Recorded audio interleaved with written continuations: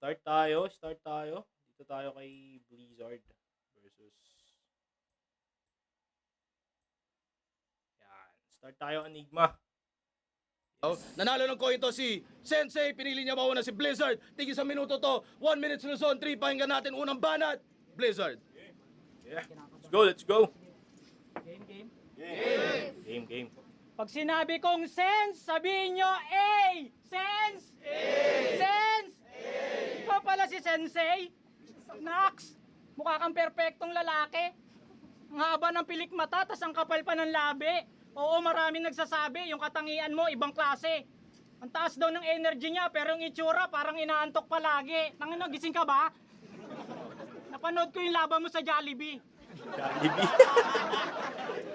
Ang pamagat, Jolly Battle. Tanginang lupit mo doon. Sobrang galing manggisa ni Sen, dinaig pa yung senator. Galit na galit ang puking ina, kala mo si Minotaur. Nagpapaulan siya ng mga bars, tapos yung background, order number 34.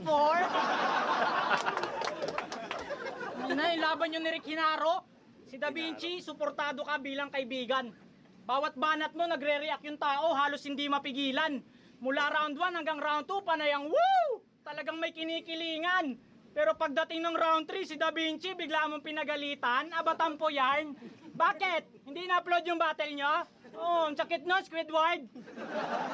Buong round 3, iyak ng iyak. Kulang na lang magka-dramatic award. Pinaghirapan namin yun na lang ang natatanging reward. Eh di next time, pagbabattle ka, dala ka sariling memory card. Gagawin. Nice one. Hindi na tuloy, tour na sa Tites. Na-scam sila ng officer in charge. O dinekwat ni Da Vinci yung prices pampagawa ng motor. Talagang sobrang harsh. Ha? Wala siyang paki sa feelings nyo, yan ang katotohanan, parts. Kahit gaano pa kayo kagaling mag-bars, mas mahalaga sa kanya mga motor parts. Time! Tayo muna banat. Okay. Parang ano lang, chill lang ang ano. Medyo comedic yung comedy niya, parang kay Ram, bago-bago ng accent. Boses niya, pang ano rin, pang comedy. Okay naman. So may mga rhyme na parang pinilit lang. Hindi nakakuha ng reaction sa mga tao. Dito ba si Boy Tapek? Yung idol natin. Okay, next tayo. Tingnan natin, Sensei. Sensei, pakinggan natin. Yo. Good evening, Good evening, Pilipinas. Kamusta, Oh, fuck. Never mind. I learned how to speak in English not just because I work call center. I live in USA with my family together. I just came back from Dakota last year of November. So paano ako manginginig sa Blizzard kung sanina ako sa cold weather? Blizzard? Pangalan pa lang mukhang makulit. Napanood ko yung mga battles niya, mukhang malupit. Papanoorin ko na sana, buti bumagal yung net. Eto nga pala, trivia na muna. Nag-audition to sa PBB sa bahay ni Kuya. Pasado na sana, kaso pinagbabayad siya ng upa. Yun. Tangina kasi yung mukha nito. Dahil sa mukha mo, ang dami nag-aaway. Ang daming babaeng pakiramdam na halay. Pasok ka na sana sa PBB, kaso di ka nila kahanay. Imbes na ipalabas ka sa TV, pinalabas ka sa bahay. Kingina mo, sumali rin siya ng one-up tsaka pedestal tournament, nagkasam siya na pala rin. Binasura ni Kilua kay Haspero na taparin. Gusto mong mag-champion? Yan ba hangarin? Pues ito, champion na panglabahin. Ay hindi, mali pala, hindi pala yan. Ito pala oh, para magka-bars ka naman. Wala ba yung 10% na mga nasa isip ko, mamen? Pasalamat ka, 1 minute lang, may limit lang yung mga pwede kong gawin. Bitch! Parang sinasabi niya kay Enigma na bigyan mo ako ng isang chance. Yun, pasok yung mga jokes, pero laylay yung una parang EJ Power style na pagbalik. Yung magandang ni EJ Power, parang ginanon niya, tapos medyo accented lang. Hindi daw call center, pero parang call center. Parang pinilit yung accent Medyo yung parang parehas silang komedyante. Hindi tayo sure. Parang feeling ko parehas silang komedyante. Okay yung round 1 ni Sensei. Siguro dahil medyo off yung parang pantay lang sila. Pantay lang sila sa round 1. Timbang pang ganyan. Okay. Panoorin natin yung round 2. Okay, ulit. Pag sinabi kong sense, sabihin nyo A! Sense! A! Kahulugan ng sensei, teacher, guro, gabay sa ating kinabukasan. At nakuha niya yung ganyang pangalan base sa kanyang karanasan kasi nagtuturo siya ng tamang daan. So pwede ka palang maasahan. Total magaling ka magturo, turo mo si Kibuloy kung nasan. O, bulong mo lang. Damot. De. Natalo niya lang si Righteous One. Umaasta na tong Punisher. Laban pala sila. Nagpi-feeling ng Street Fighter tong kamukha ni Caliber. Eh yung kalaban mo that time, basang-basa yung underwear. Oo, kaya siya nadehado kasi yung lumpo walang diaper. Puta, tinago nyo pati yung catheter. Kala mo di ko alam. Kinawaway nyo yung robot, talagang lubos ko yung dinamdam. Babang bumabanat ka, nanginginig yung tao, wala ka man lang pakialam. Meron kang sense sa pangalan, pero di ka marunong makiramdam. Pero di ba? Sa bara-bara, 2 beses kang di sumipot. Real talk mga par. Binastos niya liga ni Sinay, naturingan pa silang Bara-bara, magkalugar. Sinay. Pes ngayon sa flip-top ka pumasok, i-welcome ka niya ng marangal. Bibigyan ka niya ng libreng pares, may sahog pa na batok. Literal! Hindi, boss, medyo mahina lang yung palo. Paki-adjust na lang yung persa. Bigyan mo lang ng unlimited soup with matching sub-sub sa lamesa. Ha? May chance ka pang humingi ng sorry, malay mo maging mabisa. Pero oras na si C9 masaed, bubugbugin ka niya sa EDSA. EDSA! Sa ED! Kid! Ano ang banat? Pakinggan natin. Angas talaga yung mga sundot yung nagdadala eh. Yung mga sundot na nagdadala. Range yan, yung mga ganyan. Sinusundutan, tapos madadala yung yung bars. Parang ganon. Pero yung written, hindi mo alam kung magpapatawa siya or naka-multi. Mga typical na Motos ba to? Motos ba to si Blizzard? Parang Motos si Blizzard. Hindi ko sure kung Motos o Pulo. Kasi natin yan. Alamin natin yan. Pa-comment na lang sa comment section. Baka sakali. Tulong na rin. Pasensya na, hindi ako gano'ng nag-research sa kanila. Ito lang talaga yung natripan kong battle nung lumabas sa 1 minutes. Pagka meron kayong suggestion ng mga ibang battle, pa-comment na lang sa baba. Yun. Sensei! Round 2 game. Yo! Eto real talk. Legit yung mga angle sa kanya na wala siyang kwentang magulang. Sarap mong batukan, tamad ka't batugan, kaya baon ka sa utang. Payag ka nga yung anak mo kumakain ng hapunan, tango lang yung ulam. Tango lang yung ulam. Ibang pagkasubo ng kanin, no? Ganun lang. Gumanon pa eh. Kumaka-crowd control. Solid. Ay na, pero personal na buhay mo yan eh. Dapat nga wala na kaming pake. Kaso yung mga peki mo na tropa kung ano-ano pinagsasasabi. Kinuwento nila sa akin kung gaano ka kawalang kwentang ama pre. Yung nido ng anak mo, pinagkikreamer mo sa kape. Tangina, kupal. Tangina nito, kupal.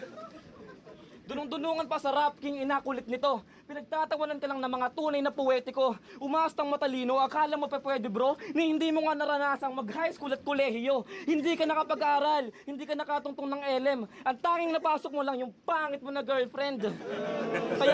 Kaya kung paangasan lang, di tayo magkikita sa gitna. Matagal na akong sumusuong sa pakikipagdigma. Di mo ko kaya masindak, di mo ko pwedeng mabigla. Nakahubad nga lang ako pag nagpiprito ng isda. Good! Ano yan?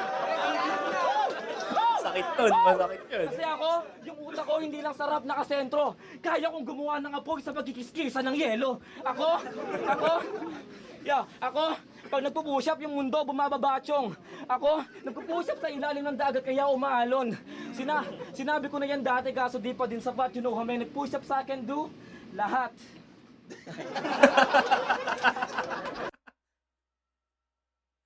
Ano nga tayo parang may magsasabi. Tapos 100, ganyan, 1,000, gano'n. Tapos lahat. Ang may nakakita akong clip nun yung how many push-up I can do. Lahat. Yung ginagamit niya yun sa mga battle niya. Solid round 2. Sensei to, malinaw. Natabunan si Blizzard ng mga punchline. Maganda. Sobrang nakakatawa. Hindi natin alam kung nagbabars ba to si Sensei o komedyante, pero parang feeling ko hati yan. Mga upgraded na Nagbanat, pakinggan natin. Ay, last round, Blizzard. Yep. Ngayong round 3 na. Tama na muna kaka-wordplay. Maglalaro po tayo guys para yung klima maging okay. Kasali po kayong lahat, pati na rin yung nasa hallway. Magbibigay po ako ng damit kung sino makasasagot ng survey. Ano game? Okay. Wait lang po ha. Ano po pangalan nitong artista? Ano? Taas kamay. Sino? Taas kamay. Taas kamay. Ha? Ay, ikaw kuya, ano? James Reid. Oh, James Reid. James Reid is wrong.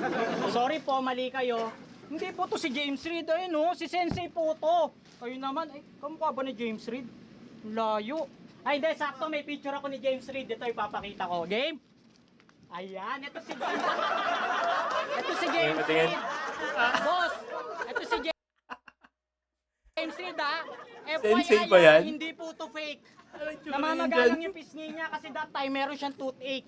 Pero tignan niyo yung ngiti niya. Oh, ang cute. Mukha siyang fruitcake. Ganito itsura ni James Reid. Dun jowa niya pa si Nadine. Nadine Lustrake. Ano Sen? What can you say? Nakakalito ba? Anong pinagkaiba? Eto resulta ng Milo everyday, tas naubusan ng stamina. Pay off, nag-pay off, nag-pay off. Na, hindi mo kaya makipag eye to eye kasi banlag kang gurami ka. Kayo ang dahilan kung ba't yung iPhone ginawang 3 yung camera. Ah? Kahit anong gawin mong gago ka, wala ka pa rin ibubuga. Ah, marami ka man tropang inarkila, yung mga bouncer kasundo ko na. Okay yun. Kakulay ko si Binay, okay lang. Di na kailangang nandang debate pa. Saktong ako si Binay kasi sunod kong laban ay sa may Makati na. Let's go! Time! Nagbanat, pakinggan natin. Okay, okay. Isa yung para sa akin, yung pinakamalakas na round yung Blizzard. Mahaba yung setup pero nag-pay off. Nag-pay off ng malakas. Na nagatasan niya yung setup niya na mahaba. Laylay ng onti dun sa umpisa pero sobrang pay off nung nag-grease talaga siya. Solid yun, solid. Yo, ito, seryoso na muna. Dapat ka dito. Seryoso daw, seryoso. Parehas nating pinangarap na sa flip-top na kasalang. Parehas tayo nasa gera, magkaiba nga lang ng panglaban. Matagal mong pinangarap, makatapak sa gantong klaseng kaganapan, nag-asa magkapangalan at lumawak sa larangan. Ng problema lang ako ang nakaharang sa daanan, nakatapakan na nga kaso ikaw din tatapakan. Walang talab, walang palab kahit bumalat ng sagaran. Walang talab, walang palag kahit bumanat ng sagaran. Sa listahan ng panalo, di ka halo sa talaan. At alam kong masakit, boy, di mo makakailayan. 5 years nagantay, 1 minute niya lang naranasan. Kasi, mababaw kang sumulat, hindi ka malalim. Matagal ko nang nilisan ng silid kung saan ka nang galing. At kung gusto mong pagkumparahin, yung sarili mo at sa akin, makakalimang tasa ka ng lapis sa kakalista ng kaibahan natin. Ano nga akala mo, magpapatawa lang ako, iho? Kaya kong sumulat ang may iba't ibang estilo, kaya kong mamersonal. Hanapan ka ng info, kaya kong mag-technical. Kung trip nyo ng kaya kong mag-technical. Kung trip nyo ng 3-0, kaya kong mag-mac ng lines. Kung yan yung uso dito, kaya kong mag-bars per bars.